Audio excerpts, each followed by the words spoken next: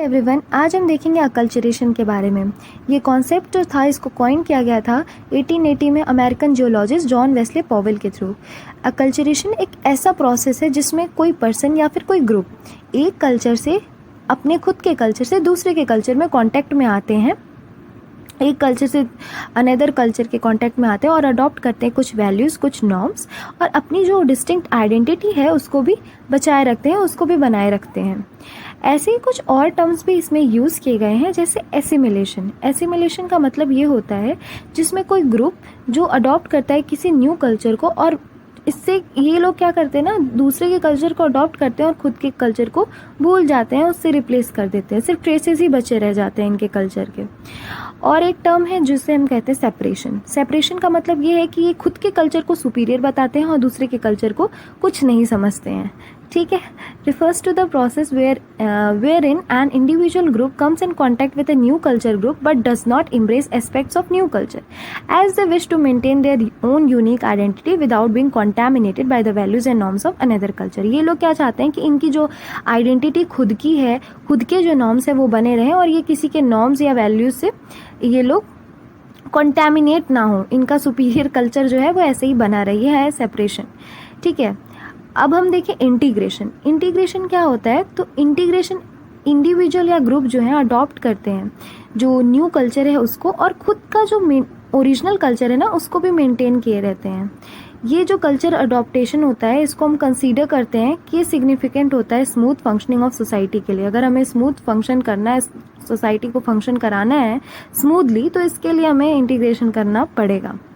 ठीक है, मार्जिनलाइजेशन देखें तो इसका मतलब ये होता है जो इंडिविजुअल या कोई ग्रुप जो होता है ये बियरली इंटरैक्ट करते हैं किसी न्यू कल्चर से, किसी न्यू कल्चर ग्रुप से ये बहुत कम ही दिखेंगे इंटरैक्ट करते हुए। इसी के कारण क्या देखने को मिलता है? आइसोलेशन। ऐसे पीपल या ऐसे ग्रुप जो होते हैं आइसोलेट हो जाते हैं। ठीक है, pushing them aside to the corners of the society forgotten by the rest. इनको सब भूल जाते हैं ऐसे ग्रुप्स को। In a society where culture exclusion is practiced, it becomes almost impossible to interact and integrate with a different culture group due to barriers created between the two।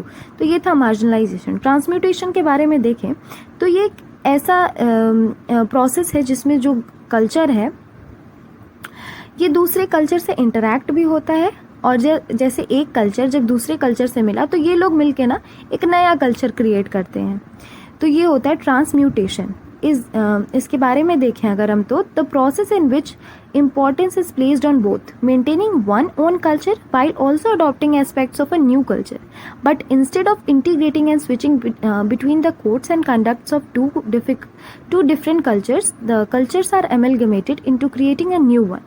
Thus a unique blend of two culture creates a new one that is accepted by both individuals और groups। तो एक new culture बन जाता है जो दोनों groups या individual जो है वो उसको एक्सेप्ट कर लेते हैं।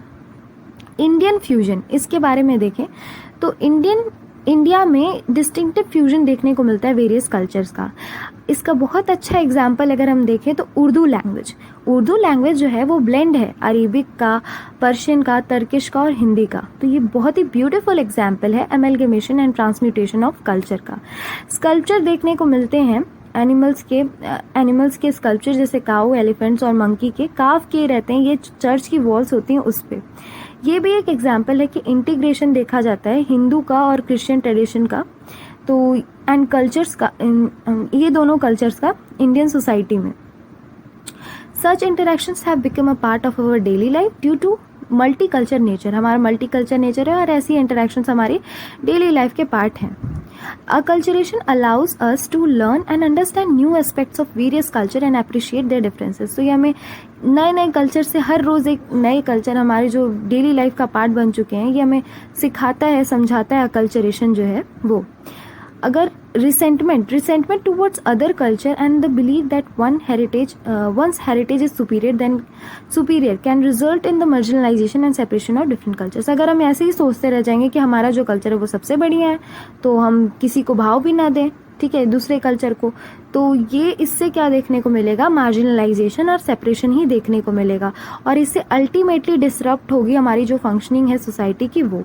तो सबसे अच्छा ये है कि हम दूसरे के कल्चर से इंटरैक्ट होते रहें, ट्रांसम्यूटेशन जैसी चीज़ें होती रहें कि एक कल्चर मिलके दूसरे कल्चर से मिलके एक नया कल्चर क्रिएट हो, तो इससे एक पीसफुल सोसाइटी जो है वो बनेगी।